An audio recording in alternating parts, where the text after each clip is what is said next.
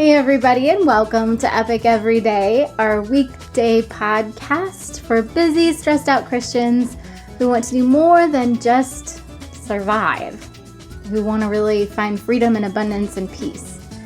I'm Liz Frericks, and this is my husband Evan. Good morning. And we're so glad you guys are here with us on this wonderful Monday. That's right. It's a good Monday, and thank you so much for tuning into the show. We really appreciate you listening, and our prayer is that this show will help you grow closer to God and closer to your friends and your family and the people in your life. Closer to being yourself. Yeah, I'm just glad to be a part of that with you. So if you find this episode helpful and interesting, please share it with a friend. As you guys know, we work our way through the CSCs. They are adaptations of Peter Ralston's Tai Chi principles, being calm, surrendered, centered, connected, and complete. And we talk about one of those each weekday because we found they really are the difference between being in survival mode and stressed out overwhelm and being able to really thrive. Yeah, and they're dynamic enough to talk about every day of the week and to not exhaust the topic. I mean, yeah, so every Monday we talk about calm. That's what we're going to be talking about today. Well, and our show is also structured to be a reminder because we needed a daily reminder that, yep, this stuff is still important. It's still key to keep working on and to keep growing in these areas. So we figured maybe there were some other people who needed a reminder. Yeah, and like any spiritual discipline, it takes practice and, kind of I'm not sure you ever really perfect it. Right. The better you get at calm, the more you can see the need for more calm. Exactly. You just keep growing. Mm-hmm. So, like Evan said, since it's Monday, we are going to talk about being calm. And this week, we thought we would have an overarching theme of hitting bottom. Yeah, and this is an interesting concept. It's a term that I learned in the addiction recovery community. Where did you first hear about it? It was I have same no place? idea. Yeah. So it's kind of I don't know if it's an inside term or not, but it's a good one. I don't think that's where I heard it. I feel like it's a fairly common... Well, it has to do with coming to the end of your rope. That's another good one that I feel like maybe more people may resonate with. But yeah, hitting bottom. It's like if you're falling down a hole, hitting bottom is when you stop falling and you start climbing. That's right. Yeah, you're to the bottom.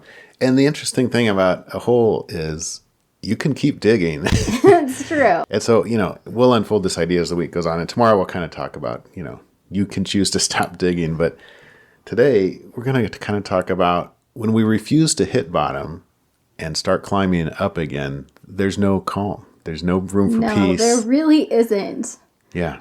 Your life stays a mess and it gets into a deeper mess. Yeah. Well, and I was thinking about kind of the two reasons, at least for me, where I was at before I hit bottom. There was the denial. There is no problem. Pay no attention to the man behind the curtain. But just this idea that, there's really nothing to see. And I was trying to convince myself and everyone else of that fact.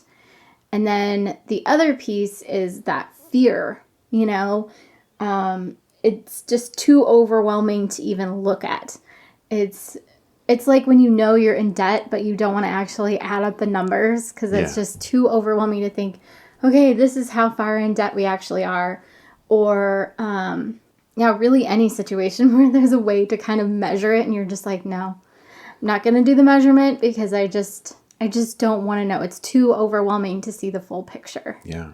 I mean, and I totally get that. I mean, I think a lot of people do that, but it's really insincere too. It's a refusal to accept reality or to even investigate reality. Yeah, and the first one you mentioned too, I think that resonates with a lot of people. It's like, well, maybe other people need to hit bottom because they have more severe sins. They have real problems. Right. I'm just, to become a Christian, you have to accept the verse that says that we all have sinned and fallen short of the glory of God, right? That's me. Sign me up. I know I need salvation. But then once we get into it, we still don't want to engage in this level of neediness where we're totally reliant on God for our salvation. We still keep trying on our own. Yeah, I know. Hitting bottom is really an acceptance of my total dependence on God's, because when I'm trying to sort out my life still, even as a Christian, I'm still digging. We've got to put that shovel down and decide that this is far enough. And I'm going to start relying on God now in a real way. But it's not to say that becoming a Christian wasn't a real reliance on God either. It's just Right. the process continues. Well, and I think, depending on what area of your life you're hitting bottom on, there's this whole, I don't know, getting stuck in those places of denial or fear just puts you on a hamster wheel. Because the second you stop, it's like, trying to run from an ocean wave. The second you stop, it's going to crash over you. And so you can never stop. And it's That's scary. where, right. And that's where we get into the whole, being perpetually busy, just going from one thing to the next, to the next, to the next. So you never have to face the problems in your life. Being busy in the sense of like, okay, I'm going to stay on my phone all the time. I'm going to, take in media all the time so that I don't ever have time to think. And that just creates so much stress in our lives because we're designed for margin. Mm-hmm. And I think that's also evidence of, we know there's something wrong. There's like, even if we say, well, my sin's not as bad as, like, I'm not a heroin addict. I mean, come on, I'm not a homeless person, or I'm not a pedophile, or whatever you're comparing yourself to. If we're stuck on that hamster wheel and we're in that denial and we don't even realize it, our sin is significant, whatever it is, and we're avoiding the sinfulness of our sin. When we do that, we don't fully embrace the graciousness of God either. Right. Kind of like that verse in one of the Gospels where Jesus is at Simon the Pharisee's house, and a woman, breaks a jar of perfume over his feet, weeps over them, dries them with her hair. And Jesus talks about like how, the more sin that's been forgiven, the more love you have for him, and how, it's very pointed, like, hey, look at you. You didn't give me water to wash my feet. You didn't anoint me, none of that stuff. And here this woman is constantly doing these things for me. But I think the invitation is there of like, we all have sinned as much as that woman. And we all need to, sell everything we have and buy the perfume and give it to Jesus. Well, it's like in James, where James talks about, I think it's in chapter 1, where he says, if you've broken the law in one point, you've broken the whole law. Like, we're all lawbreakers. So saying, oh, I'm better than so-and-so. The example that we had in youth group a long time ago was if you're trying to jump across the Grand Canyon, and if you're like, okay, I'm a really good jumper. I can jump 5 feet. And, oh, well, no, I'm better than you. I can jump 10 feet. Like, it doesn't really matter. Yeah. Everybody's going to end up dead at the bottom anyway. Right. Tim Keller talks about this great idea in his book, The Prodigal God. And I think this is the distinction that I want us to try to think about this week. And when I'm, trying to think about those two brothers in the story of the prodigal, we call it the prodigal son in the Bible. It's the story of the one son, the younger son demanded his inheritance, and he left home and he squandered it all and came back starving to death, basically. And his father embraced him with open arms. And then the older brother stayed and worked for his father and was expecting to inherit everything that his father still owned and stuff. But then when the younger son came back, he got into his inheritance, and that cut the older son's inheritance again. And he was resentful. I think so. If he adopted him again, or maybe he... I think it's just because he says everything I own, it'll be yours afterwards when he's talking to him out front. Well, the point is, I think it's too easy for us when we refuse to hit bottom. Like, so in that story, one son hits bottom and one doesn't. And one son has a party thrown for him by the father and another doesn't. I think we often miss the tragedy of the older brother not being in good fellowship with the father ever in the story, really. It's open-ended.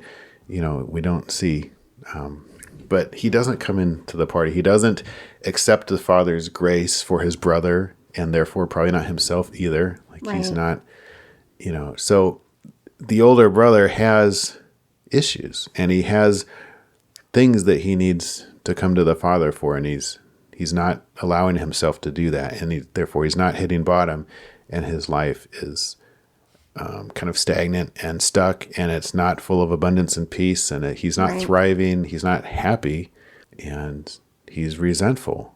Yeah. And so when we decide not to hit bottom, I think we're not seeing ourselves for what we are. I mean, both brothers, it's a story of two lost brothers, really. Right. but only one recognizes that he's lost. Yeah. And so Tim Keller in the book, The Prodigal God, lays that all out beautifully. It's a short book. I highly recommend you read it. But it's just an amazing way to remind ourselves of the significance of the gospel. And that's like hitting bottom is a way to fully embrace the gospel. And right. it's a beautiful thing. Yeah, because the longer we refuse to hit bottom, like the elder brother, the more emotional compound interest we're paying. You know, if there's a problem and we ignore it for one day, it's some weight, but every day more that we ignore it, it gets heavier and heavier and heavier. And so if we choose to deal with things as they come up in the moment, choose to hit bottom now wherever we're at, makes such a difference, because it's a choice to be free. It's not, it's stressful and it's difficult to let the wave overwhelm you, and you want to do that in a safe place, but to work through it with someone, it's hard to do that. It is. But then you're done. I was thinking about the digging yourself into a hole analogy and, stop digging.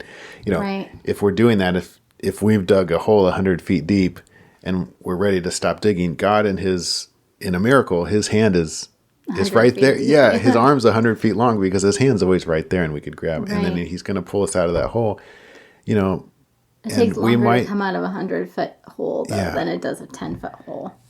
And I think something you alluded to earlier is important too. Like, you can decide, I've hit bottom in this area. Like, I've got a real problem with television. I just watch too much television. I'm going to cut my cable and I'm going to meditate instead. And like, you could have a real benefit on this one part of your life, but there could be this other whole area that you haven't hit bottom in yet, and you're just sinking deeper and deeper into the problem. So we want to try to prayerfully consider all those things and decide to hit bottom across the board and start climbing out.